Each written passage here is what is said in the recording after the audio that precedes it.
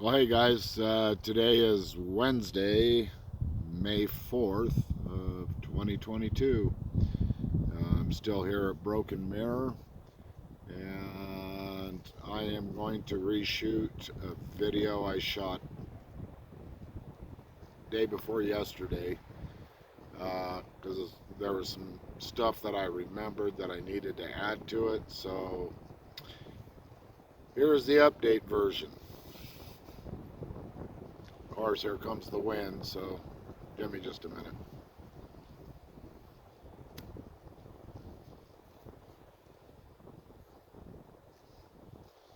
Uh, I'm right here, focus. Thank you. Anyway, I had stated in a previous video that I would make a video discussing the the Gahn, and to get into this discussion about what it is, I have to lay down the groundwork for how I came to learn and understand this, and because Chuck's got some good involvement in this, but so in August of 2017, I was out at Squatch Camp, and this was either my second or third trip out. Um, Brand new at this, really had no idea what I was doing. Uh, but I knew I wanted to do things a lot different than how everybody else was because I want results, and it doesn't seem like your atypical squatcher gets much more than a footprint and maybe a hoot or holler, a whistle, a wood knock, or something like that. And I wanted more to it because I knew that there was more to this than what most people could ever understand.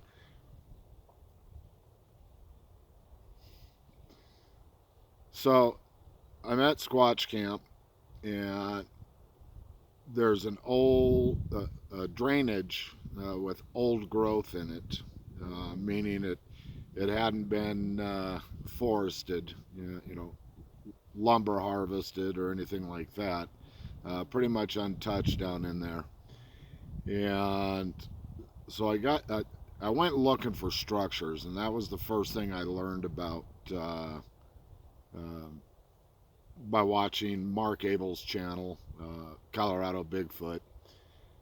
And I wanted to see what the structure thing was about. And I figured, well, that'd be good a spot as any to go find structures. And so I went down in there, and the atmosphere down there is just so different. They call it squatchy. If there's such a thing, it's there in Squatch Valley. So I found what at the time I thought was possibly a structure, and next to it was this really large pile of human poop. And yeah, so I wanted to find footprints, so I started spiraling out, and I found a footprint about, I don't know, 30 yards away. And it was going that way, so I decided to go that way. I didn't go too far until I come across a black rattlesnake, and I immediately wanted to kill it and eat it because that's when I'm in the outdoors, that I see rattlesnakes, it's food. I love eating rattlesnake, and I started having this off the wall conversation with myself about uh, you know why do you want to kill it? I said, well, because I want to eat it. Well, why? What gives you the right to take its life? Well, because I'm bigger and I want to eat it, and I like eating rattlesnake, and that's what I'm going to do. Well, look how beautiful he is. Yeah, he is beautiful. So I'm having this off the wall conversation, is going on in my head, and I can't wrap my head around why I'm having this conversation. because my typical behavior is I just kill the snake and I take it back to camp and I eat it and I keep the skins and make stuff out of them. But anyway, so right at the as I'm having this conversation, the snake is crawling off and it goes underneath this log, and I started thinking, well, I don't have my snake boots on, and so forth and so on, and I don't want to deal with another rattlesnake bite. And so I got out my phone because I wanted to record this snake because it was beautiful, and it's buttons, or those you don't know, that's what they call the rattles, is the buttons, because there's buttons that go along the rattle. But his rattle was the same length as my index finger all the way down to my thumb, and he was probably that big around. One of the largest rattlesnakes I've ever seen, and he was beautiful. So I wanted to get video of him, and so I finally got positioned around on this log to where I could get video of him. And the moment I hit the stop button, and I mean the moment that I hit stop, um, 30, 40 feet in front of me on the other side of this thicket, I hear the most powerful vocal I have ever heard in my entire life. I mean, the lung capacity was just enormous. And it wasn't a scream and it wasn't a whoop or anything like that. It was spoken language. Um, it was, what you want? Much louder, much longer than that, much more powerful, but that's the gist of it. I'm not saying that he said, what do you want? But that's, excuse me, that's what it sounded like he said. What do you want? Well, as soon as he did that, of course, every hair on my body stood on end. And, I kind of froze in spot, and I was like, well, hello, my friend. Ha! I was like, all right, well, if I'm not supposed to be down here, I'll leave. I apologize. I'm just curious. I want to learn about you. And so I heading back to camp, and I can hear him paralleling me, and it's daytime. Can't see anything, but I can hear the heavy bipedal steps, and they weren't that far off. I couldn't understand why I couldn't see them because I could hear where the footfalls were, but there was nothing there. But yet there was very heavy bipedal footfall. Yeah, so not knowing anything, I'm getting extremely nervous, and kind of comfort myself, I start talking out loud. Yeah, and I'm like, my name is Kevin. Do you have a name? I have a mate. Do you have a mate? I have offspring. Do you have offspring? And it didn't know if he understood me, uh, but it was more to comfort myself, but also at the same time to let him know that if you hurt me and make me disappear, there is going to be a lot of armed people up on this mountain looking for yours truly. Um, shortly shortly after that, he stopped following, paralleling me, and I told him to come see me at camp later, and I got back to camp and did whatever, and it started to get dark. Well, they came to see me. Uh, Typically there was 7 that came in, and they always came in from the same direction, and they'd post up all around me. Yeah, hear the footsteps, twig snaps, clacks, little mumbles, and so I was having good activity, and then it just died off, and I was really tired, and so I went to bed. Sometime wee hour of the morning, I get this vision in my sleep. Now it wasn't a dream. Dreams, if you can remember them after you wake up, you can only remember bits and pieces of them, and they never make any sense. To where visions, um, you know, you can always remember them. You can always remember every detail of them, and that's what this was. And I'm telling you, to this moment, and this was, this August will be 5 years ago. So we'll call it 5 years ago. I had this happen, and I remember every stinking detail of this dream, the colors, the smells, the sounds. I can remember it all.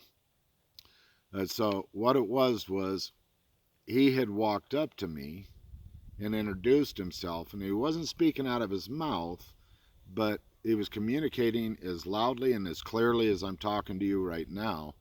And he says, "I am Gon." And he motions over this way. And he says, "And this is my mate, Gen."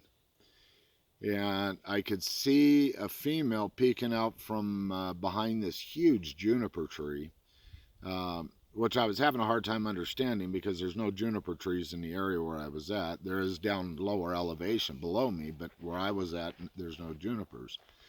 But she was peeking out from behind this juniper, and she had this look of deep concern on her face. And she really didn't want to come out. And, uh, Gon, who I call Indy, because it's just easier. Um, he kept motioning to her, and it's okay, you can come out. He's okay, it's safe, you can come out. Well, she had finally had, excuse me, had stepped out from behind this huge juniper tree, and I immediately understood why she had so much concern, because she was holding an infant in her arm. Yeah, and I'm talking, you know, what appeared to be maybe 6 month old, 8 month old. It was a baby. And when I saw the baby, that's when I woke up. And I sat straight up and I was like, what in the hell was that all about? Well, I couldn't I couldn't remember exactly how the name was said. And I think it was about 2 trips later, I finally got it clarified that it was Gahn. And I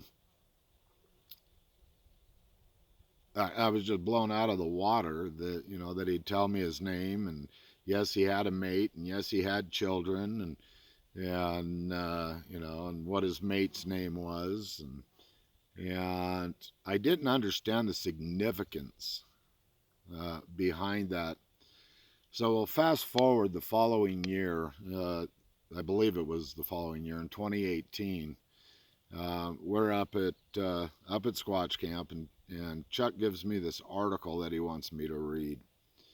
And it's a published article. I don't remember if it came out of a magazine, a newspaper, what have you, but it was a published article, um, and it was referring to what was going on Mount Graham. Um, and I'm sure everybody knows what Mount Graham is. That's where the Vatican has their big telescope, the Mount Graham Observatory. There's a lot of controversy about it. Why they would name the program that runs the telescope Satan, or sorry, Lucifer, it is beyond me. That, well, not beyond me, but that goes into a previous subject that I talked about that I'm going to discuss more. But anyway, so there's a dispute going on between the White Mountain Apache uh, Indian tribe and the Mount Graham Observatory. And the White Mountain Apaches did not want this observatory on top of their sacred mountain. And that's exactly what they said. It is sacred, and that's where the Gahn live. And I believe the article spelled it Gahn. So Gahn. And that's where the Gahn lived. And it was a holy site.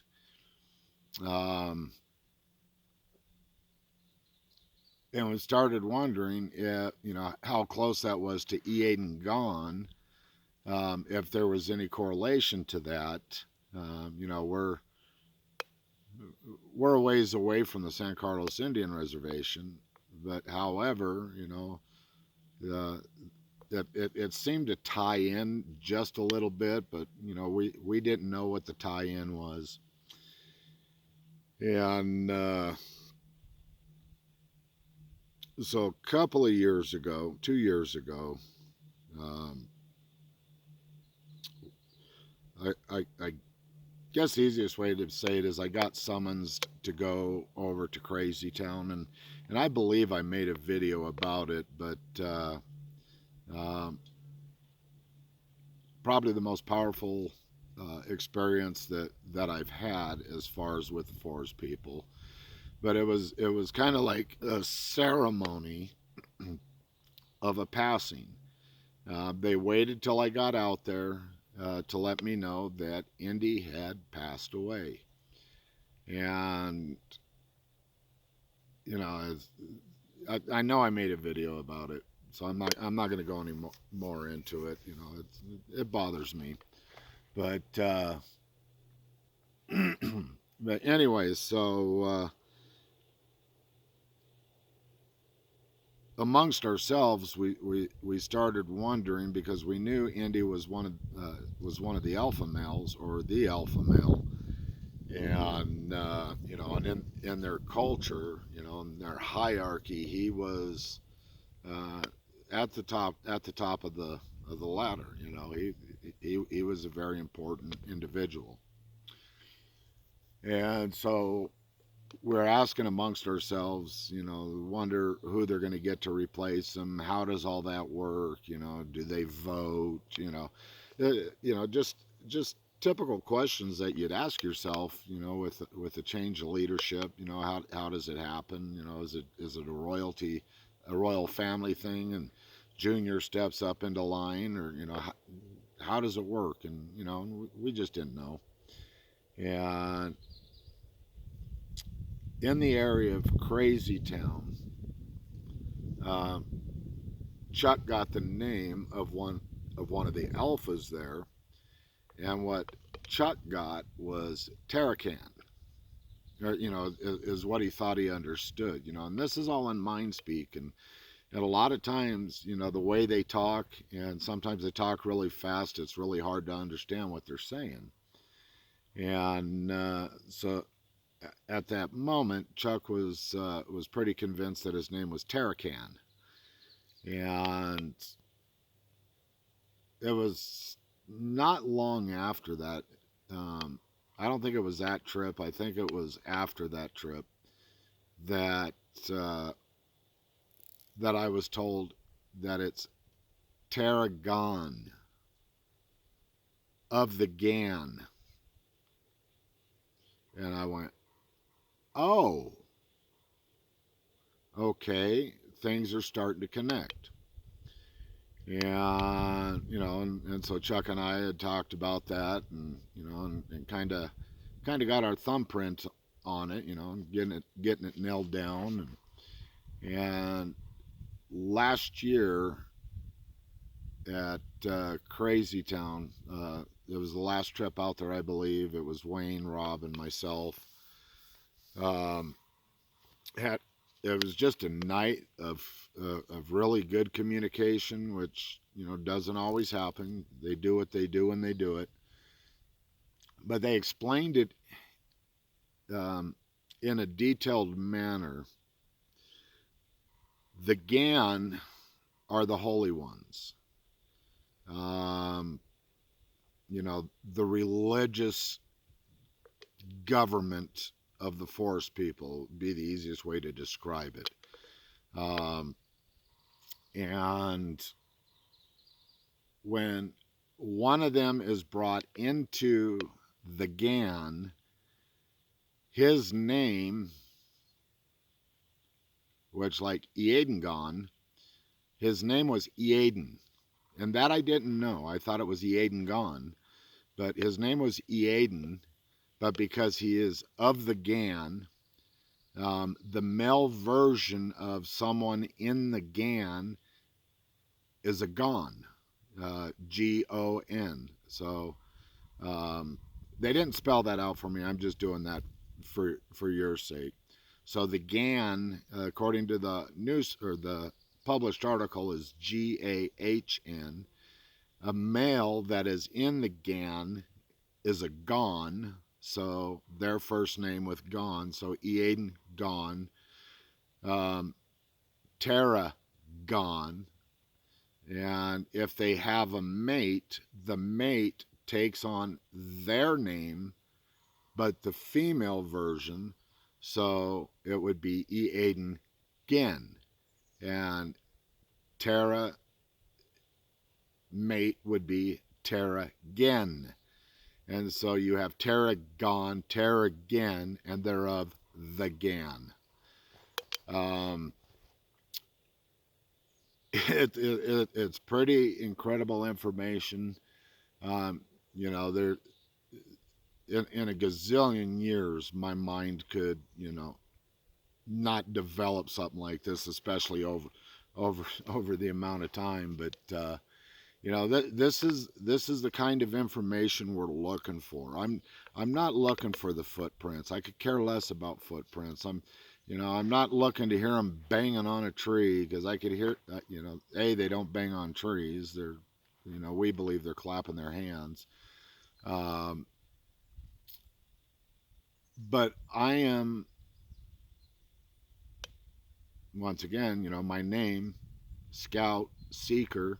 I am seeking the truth of who they are, what they are, why they are, um, as opposed to what we think they are or what we say they can be. Because we're the all powerful, we're the all knowing, we know everything.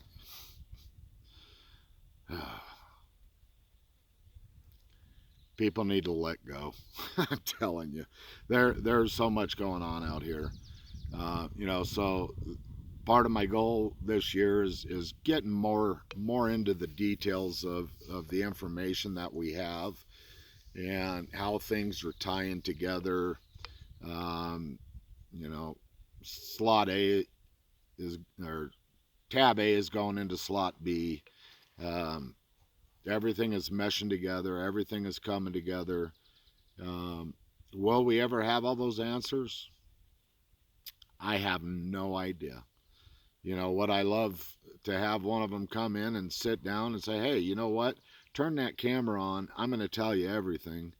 Um, and that's not going to happen. This is it. I look at it as it's sensitive information. Um, More than likely, as you can look at it as dimensional, spiritual, however you want to look at it. Um, it could be that the information would overwhelm us, and we just sit there and start drooling on ourselves and have a brain fry. You know, I feel that some of the information could be that powerful, and that we're just not mentally uh, adapted enough to be able to process that kind of information. I mean, hell, you walk out in the forest and one steps out in front of you. How do you process that? You don't have frame of reference. And that's why so many people get scared, and so many people think that, that they're in danger. Because you see this massive thing, and he may show you his teeth and growl. Um, how do you know that's aggressive behavior? You know, you don't. That's aggressive behavior with a dog, and a lot of other animals, but that doesn't mean it's aggressive behavior with them. Someday we may know the answers to that. Someday we may not. Um, well, not someday. Right now we do not. So you have to. People talk about critical thinking, and if you're going to have critical thinking, you also really need to be intellectually honest with yourself and quit trying to force a paradigm and let the evidence and experiences speak for themselves. that's what we're doing. Um, we're having phenomenal success with it. Um, I feel like I got a sneeze coming on. Excuse me. It's coming. Oh, excuse me. Um, at any given time, I can change uh, my opinions and my thoughts and my theories, um, because I have to be open to that, because something can happen that can, make me take a 90-degree turn to the right with it. Yeah, that's what I'm here for. I'm not here to prove that I'm right. I'm not here to prove that Western science is right. I'm not here to prove that, anybody's right. I'm not here to prove anything. I'm just here to share the experiences that I have and the things that I learn, that we learn, and growth will continue. And sometimes with growth, you have to eat crow, and you know, like I'd stated in one of the previous videos about the Nephilim, I was dead set that that's what they were, because I was following a paradigm. Um, I let the experiences speak for themselves. I let my research and studies and investigations um, speak for themselves, instead of letting somebody else's ideas and thoughts and theories speak for what I'm experiencing. And anybody who goes out there, that is my recommendation for them, is that they let go of everything they think they know and start learning, because that's what this is. This is a field of learning. It's not a field of research. Um, well, I mean, yeah, it's a field of research if you want to do research. Um, far beyond that. I see right now I'm over the 27-minute mark, so this one's going to take probably quite a while to upload, um, but I will get it uploaded. Uh, sure, we'll be making more videos while we're up here. Chuck's supposed to be up here early evening before it gets dark, and Wayne's in taking a nap. I probably should be too, but I'm not tired. But we'll continue on with all this, and we'll go where it takes us. With that being said, as always, I love each and every one of you, and as always, stay safe, be good to each other, and peace out.